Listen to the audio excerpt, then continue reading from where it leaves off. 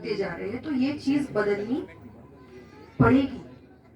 बदलाव सिर्फ लॉ से नहीं आता, बदलाव घरों के अंदर आएगा। छोटे छोटे बदलाव जब इक्वालिटी आप दोनों के बीच में रखेंगे, जैसे फॉर एग्जाम्पल मान लीजिए, मैंने कल एक पॉडकास्ट में बात कही कि जब भाई बहन लड़ रहे होते हैं, तो भाई भाई लड़ रहे होंगे तो पेरेंट्स बीच में नहीं आते, यस और नो?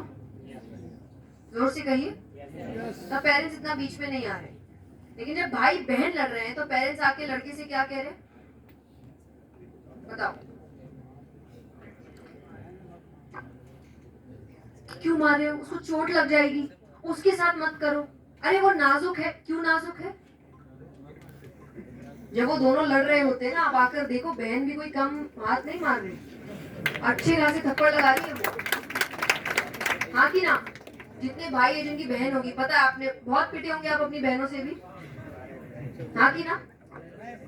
लेकिन एज पेरेंट्स आप उस एक छोटे से लड़के के दिमाग में क्या डाल रहे हैं? लड़की कमजोर है, वो नाजुक है, वो लड़ नहीं सकती। क्यों? जो डर आप एक लड़के के लिए रख रहे हो कि लड़के से नहीं भिड़ना, वो मारेगा तो मुंह टूट जाएगा, हाथ टूट जाएगा, दांत टूट जाएंगे, ये डराते हैं हमें। अरे उसका एक हाथ पड़ेगा, कहाँ गिरोगी पता नहीं चलेगा। ये डर आप लड़की के लिए क्यों नहीं कर रहे?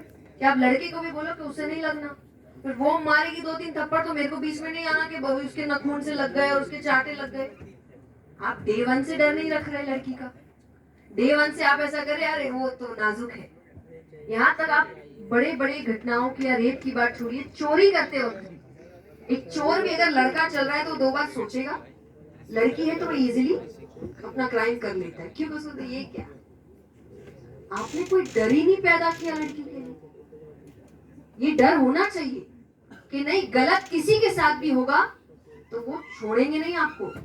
जैसे लड़का है कि वो छोड़ेगा नहीं, वो मारेगा, वो हाथ पैर चलाएगा, ये डर लड़की का भी होना चाहिए। ये पेरेंट्स डालें। आप उस लड़के को भी बोलो कि वो मारे ना फिर मेरे पास नहीं आना। तो बचपन से उसके अंदर भी एक चीज पैदा हुई कि मैं इसके साथ गलत नहीं कर सकता वरना ये मुझे छोड़ेगी नहीं। ये डर भी पैदा होना चाहिए। एंड थर्ड, जब हम कोलकाता की बात करते हैं, ये चीजें खत्म होने का एक और रास्ता है कि जब ऐसी घटनाएं हो, प्लीज स्टॉप सेइंग लड़की की इज्जत चली गई। उसकी क्यों गई? आज कोई मर्डर करता है तो मर्डरर की इज्जत गई कि जिसका उसने क्राइम जिसके साथ किया उसकी गई? बताइए। जब कोई चोरी करता है, चोर की इज्जत गई या जिसके घर में चोरी हुई उसकी इज्जत गई? तो जब कोई रेप करता है तो रेपिस्ट की इज्जत गई या जिसके साथ गलत हुआ उसकी इज्जत गई? लेकिन हम बोलते क्या है? आप तो जिसने क्राइम किया, लॉ तो छोड़िए, उसको समाज का भी डर नहीं है कि समाज भी मुझे दोषी नहीं ठहराएगा। समाज भी कहेगा लड़की की इज्जत गई, लड़की का घर से निकलना बंद, लड़की को दुनिया क्या कहेगी। अरे मेरे को कोई याद भी नहीं रखेगा। लॉ का डर तो नहीं है, उसको समाज तक का डर नहीं है। क्यों? आप उस व्यक्ति को गलत नजर से देखो, आप उसका जीना हराम कर दो सिर्फ अपने नजर से ही कि तूने क्या काम किया है। पर आप ये नहीं कर रहे। हम लड़की की इज्जत के पीछे लग गए। क्यों गई? उसके साथ तो गलत हुआ है भाई, उसकी इज्जत कहां से चली गई? तो ये छोटी छोटी चीजें तब जाके बदलाव लाएगी। लेकिन फिर भी बदलाव में बहुत समय है। सो बीइंग अ गर्ल, मैं आज जितनी लड़कियां बैठी है सबसे कहूंगी, गोल rotis can wait, learn self defence. Yes.